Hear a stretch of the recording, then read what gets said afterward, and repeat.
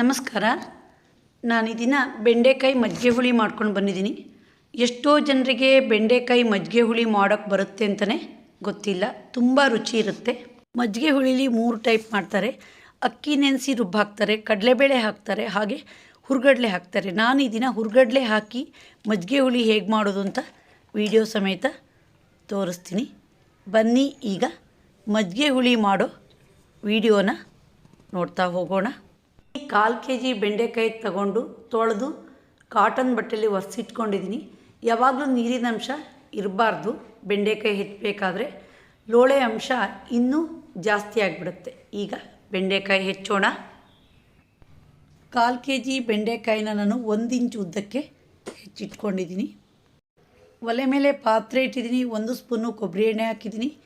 ಈಗ ಹೆಚ್ಚಿರುವ ಬೆಂಡೆಕಾಯಿನ ಹಾಕಿ ಸ್ವಲ್ಪ ಬಾಡಿಸೋಣ, ಲೋಳೆ ಕಮ್ಮಿ ಆಗಲಿ. ಬೆಂಡೆಕಾಯಿ ಹೋಳುಗಳು ಸ್ವಲ್ಪ ಬಾಡಿದೆ, ಬಣ್ಣ ಚೇಂಜ್ ಆಗಿದೆ. ಹಾಗೆ ರುಚಿಗಾಗಷ್ಟು ಉಪ್ಪು ಹಾಕಿದ್ದೀನಿ.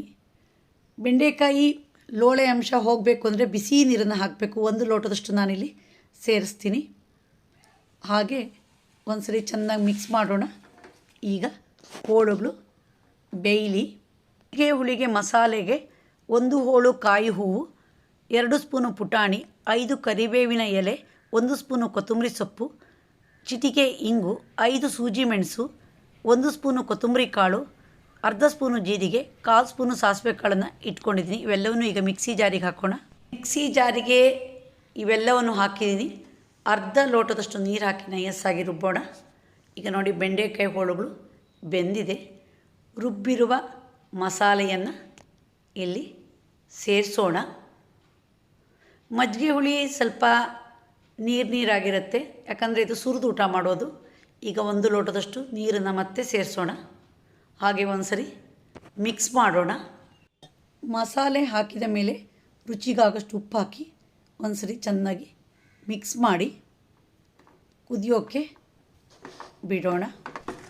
ಮಜ್ಜಿಗೆ ಹುಳಿ ಈಗ ಕುದೀತಾ ಬಂತು. 2 ಸೌಟಷ್ಟು ಸಿಹಿ ಮೊಸರನ್ನ ಸೇರಿಸೋಣ. ಹಾಗೆ ಒಂದು ಸರಿ ಮಿಕ್ಸ್ ಮಾಡೋಣ. ಮಜ್ಜಿಗೆ ಹಾಕಿದ ಮೇಲೆ ಕುದಿಸ್ಬಾರ್ದು. ಈಗ ಗ್ಯಾಸ್ ಆಫ್ ಮಾಡೋಣ. ಪರಿಮಳಕ್ಕೆ ಕೊತ್ತಂಬರಿ ಸೊಪ್ಪು ಮತ್ತು ಕರಿಬೇವನ್ನು ಉದುರಿಸೋಣ.